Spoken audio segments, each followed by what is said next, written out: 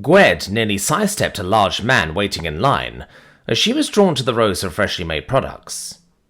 Just like the scent and warmth had drawn her in from the rain earlier, after having managed to avoid the Terran boutique since it opened. Josh's Bakery, the sign in interlingua over the door said.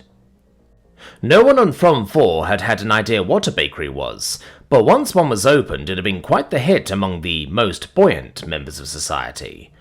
Or, as the towering Terran had said in the Tshirt interview, the upper crust.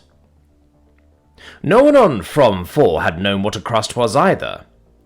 For a society raised on gruel, for a civilization fed by porridge, the idea of adding fungus to the grain and exposing it to heat was as alien as a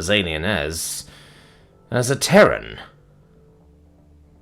Gwed forced herself not to press her snout against the fresh, brown, warm, and above all aromatic loaves that the tall Terrans behind the counter were quickly and efficiently taking out of the ovens and stacking high. And just as quickly they were snatched up by richly dressed locals, and this is why Gwed had avoided the bakery, with all its tempting scents. Paid for. Gwed inhaled deeply, telling herself that she ought to leave.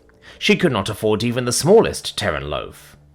She could not, she chided herself, even afford the scent of one.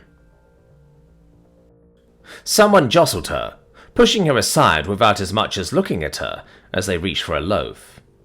On From, no one saw you if you were one of the unfortunates. The big oven door swung open again, releasing a cloud of steam and scent. Gwed's muzzle and ears twitched. No one saw you if you were poor. She looked around the shop, full of patrons who were waiting in line, reaching for loaves, then waiting in line again to pay. No one looked at her, Gwed realized. No one ever saw her. She looked around again, tail quivering.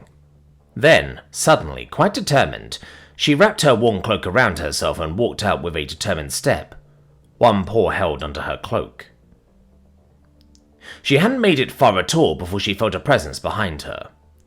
She tried to walk faster, but before long, it was more than a presence. She could feel the heavy steps through the bare soles of her paws.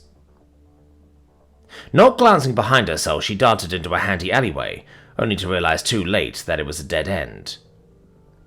Gwed turned around resignedly and looked up, and then further up, at the towering Terran standing at the entrance to the alley. "I'm sorry," she quivered. I just...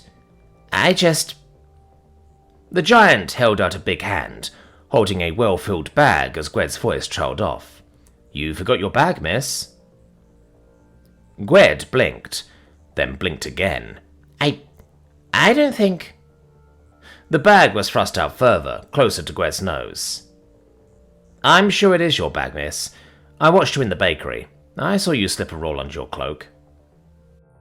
Gwed took a tentative step closer, one shaking paw reaching for the bag. The Terran's big mouth curved upwards. "But," she said as she hesitated, "why?" "We have a saying on Earth," the tall, towering Terran said, as big but gentle fingers wrapped Gwed's paw around the bag's handle, which goes something like, "If you see someone stealing food." Gwed twitched at the S-word, but held onto the bag of steaming hot loaves, as if it was life. "Yes?" "No, you didn't," the human concluded, as he pulled his hand back. "But I have to get back to work, miss," the human said gently as he turned. "But if you come to the back door after sunset, you will find the other queue. The queue of the ones who don't have to pay for a meal."